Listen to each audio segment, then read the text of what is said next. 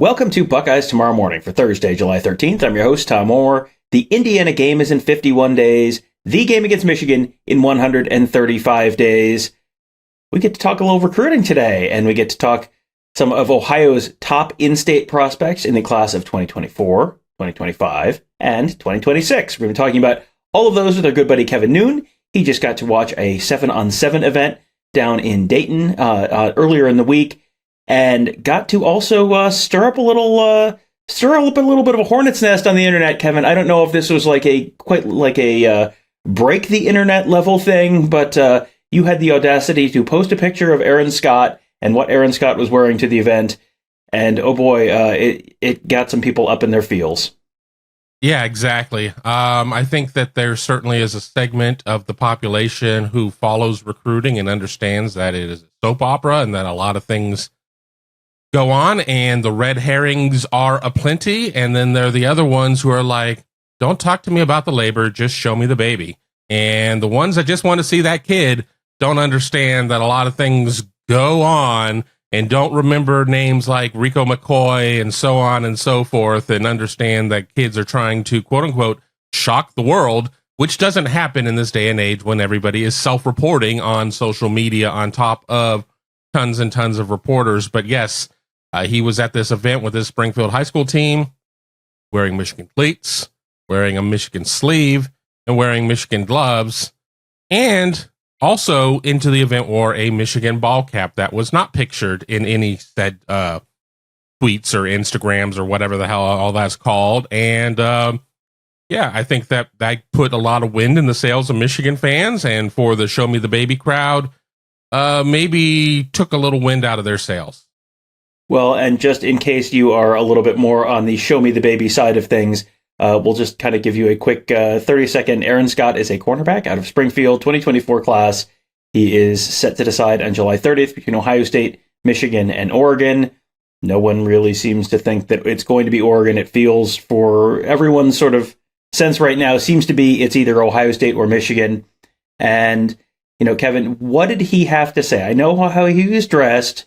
What did he have to say on, he has a decision date set. Typically, that means you've made your decision. What did he have to say about any of that stuff?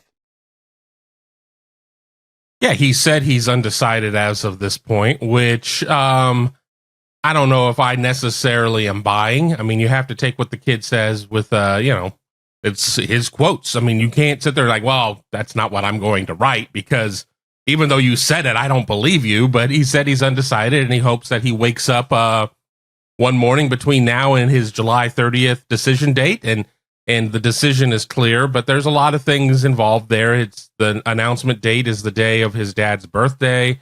He said, it'd be a great, that's a great day to honor his dad and be able to, make his decision. It's no big secret that his dad is a huge Ohio State fan, so that would be something. But he likes, I talked to him about the three schools, Ohio State, Michigan, and Oregon. He certainly has things that he likes about all of them. And, we'll see. And then I asked him too about peer recruiting and how much Bryce West, cornerback out of Cleveland, Glenville, and the Armstrong twins, et cetera, et cetera, et cetera. How much are they in his ear? And he's like, all the damn time. But then again, there is a Michigan class that's been in his ear all the time too, including Ohio and Luke Hamilton. So it all seems to be equal there, but there's something to be said about, do you follow what the kid says or do you follow what the kid does? And if we're following what the kid has done so far, you have to still like Ohio State's chances. And just again, let's just give everyone a quick recap on where this cornerback class stands right now for Ohio State. Kevin mentioned Bryce West out of Glenville up in the Cleveland area. He is a top 50-ish prospect in the nation, ranked the 5th-ish, 6th-ish cornerback in the country. He is already in the class. He's already committed. Ohio State also just added a commitment from Miles Lockhart, who is a corner out of Arizona. That was last week. So they now have two corners in the class. Aaron Scott would be the third. He is kind of ranked right around Bryce West. It kind of depends on which service you want to put your stock in, but those guys are like 5th and 6th, I think, in the 247 composite in terms of best corners in this class. This could be a very, very important class for Ohio State to add two top 50 caliber corners, plus Miles Lockhart, who is no slouch himself. this could be a very, very big class. And this is a year when you've got 2 in-state corners of that caliber. That does not happen very often. So if you can take advantage of that, that would be a very, very big deal. We're only 17 days away from that decision from Aaron Scott. So as the football turns, drama will continue for the next few weeks, sponsored by, I don't know, some kind of dish detergent. I don't know. I can't remember who sponsored those soap operas back in the day, but definitely someone. And if his evil twin comes out, who knows? There's always a lot more drama to come as the football turns. Let's talk about the on-the-field drama yesterday now. You got to see Aaron Scott play. Did he live up to all the hype when he was actually on the field and not getting you in trouble on social media because of what he was wearing? Well, I mean, the greatest compliment you can pay a cornerback is not giving him any action, not throwing the ball his way or anything like that. And by a large measure, in the 3 games I saw Springfield play, they did not really go his way. I did see an interception against Reynoldsburg in his 3rd game where he broke off of his man and came across the middle and kind of played center field and popped off an ill-advised throw by the Reynoldsburg quarterback. But he did not have a lot of action going his way at any time during the day. And I tried to watch about every minute that he was out there on the field. So he certainly is not an unknown amongst the schools that he went against. And they kind of gave him a little bit of the white glove treatment, and we are just not even going to try and throw at him. Even in a game that I know we're going to talk about here in a second, when he had a guy who will absolutely be playing at the next level and probably the level after that, but is still kind of a young guy. I like the idea that the other teams were giving him the white glove treatment. He was giving everyone the maize and blue glove treatment. What a fun day. I love recruiting. I don't know if you can tell. I love the drama and twists and turns and misdirections and red herrings and surprising developments. I love it all. It's so fun. And boy, if you don't, this is not the sport for you if you can't enjoy all the fun little nonsense with recruiting. So let's talk about the guy who he was going up against in that 3rd game you mentioned. These 7-on-7 tournaments, you never know. You can be going up against a guy who's, maybe has a small chance of going D3 or something like that in one game.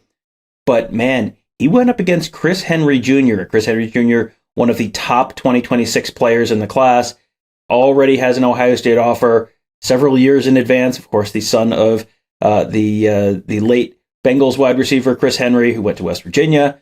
And, that is a very big name, a very big target for Ohio State. And that is obviously a very big test for Aaron Scott to go up against a player of that caliber. What did that look like when Aaron Scott was going up against Chris Henry Jr.? Yeah, they really did not throw the ball Chris Henry Jr.'s way. And he was getting a little frustrated there. I don't know if it was a decision kind of made by the coaching staff of we're not going to go that way. There was one play where I think Chris Henry had one reception for about 1 yard, maybe 2 yards, and it was a case of where, if I remember watching it right, I think that they made a switch and he actually caught it on somebody else, but it was a little quick thing right at the line of scrimmage, and then they just didn't throw. They didn't throw at him, and one thing I will say about that Springfield team, they know how to talk. And they were calling him Christopher a lot, and they were getting in his head, and they were chirping at him a lot, and you could tell that Mr. Henry was not very happy about all of that, and he was not very happy about the lack of targets that he got in that game. But it was fun to watch all of that, and you could just see that Aaron Scott was in his hip pocket most of the time. There was 1 or 2 times where Chris Henry Jr. did get loose a little bit, but I think the quarterback was already conditioned that he was not going to look to the left side of the field where Chris Henry Jr. and Aaron Scott were lined up, and it never seemed to be in the cards. And at the end of the day, Springfield certainly was able to hand it to Withrow in that contest.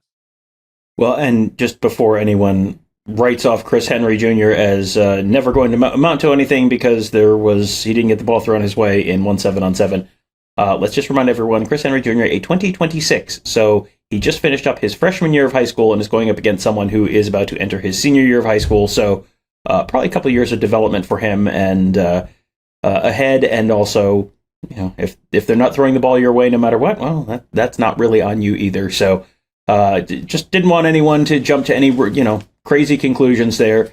Henry has been very impressive when we've seen him at camp, so this may be more of a statement on the skill of Aaron Scott than anything about Chris Henry Jr. So just go ahead and just keep that in mind as you're keeping an eye on both of these classes, 2024 and 2026. Now let's talk about the class in the middle, 2025. Another very, very impressive defensive back, Dorian Brew. He is a 2025. Right now, if you look at his crystal ball is on Notre Dame, but those picks are both quite old. And we have seen him at Ohio State a decent amount. We've seen him at Ohio State this year. What did you see out of Dorian Brew that makes him, a very sought after corner in that class of 2025? I mean, just great size. I mean, how many 6'2" corners are there out there as receivers get bigger and bigger? There seems to be a limit on how big a corner can get before they don't have the hips that they can flip and get around on in coverage. And Dorian Brew certainly has that. I mean, he is a player that has just the great genes. His mom ran track at Ohio State. Dorian Brew has tremendous track times. He's just a super athletic kid. And what I saw in the game is his Clayton Northmont team played in like the early session of games. There's still a little bit of work to be done, but there were times where I think that guys around him were not necessarily following through in terms of what their duties were. So there were a couple passes that were completed on what people would say would be Dorian Brew, but I think if you go back to the videotape, you would say, well, no, he did what he was supposed to, and the other guy didn't do what he was supposed to, or whatever. But certainly a big target for everybody out there in 25. I still kind of laugh about those crystal balls that are very old at this point, and this belief that he is going to end up at Notre Dame. I'm not ready to sit there and say that he is a shoo-in for Ohio State, but when I had the opportunity to talk to him after the event, I said to him, generally they say, if you want to land the kid, you got to recruit the mom. Well, the mom ran track at Ohio State, so what does that mean? And he gave me a big laugh. And if you want to see the answer, you're just going to have to check it out over on youtube.com/Buckeye Huddle, where we will have that interview here this week. All right. And just to touch base on where he is in the national rankings, we talked about Scott and West being kind of 5-6 nationally in the cornerback rankings. Right now, Dorian Brew, the number 3 corner in the nation for the class of 2025, number 1 player overall in the state of Ohio. That is pretty rare for Ohio to produce that many top corners.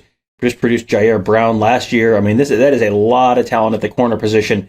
That's not a spot where you're always going to get that in Ohio. So Ohio State landed Jair Brown last year. Ohio State landed Bryce West this year, hoping to land Aaron Scott later in the month, and then hoping to land Dorian Brew for 2025 as well. Will it all happen? Well, friends, I have just the place to keep track on all that stuff. If you enjoy this recruiting stuff as much as I do, if you enjoy this recruiting stuff half as much as I do, the best place to track it all is at BuckeyeHuddle.com.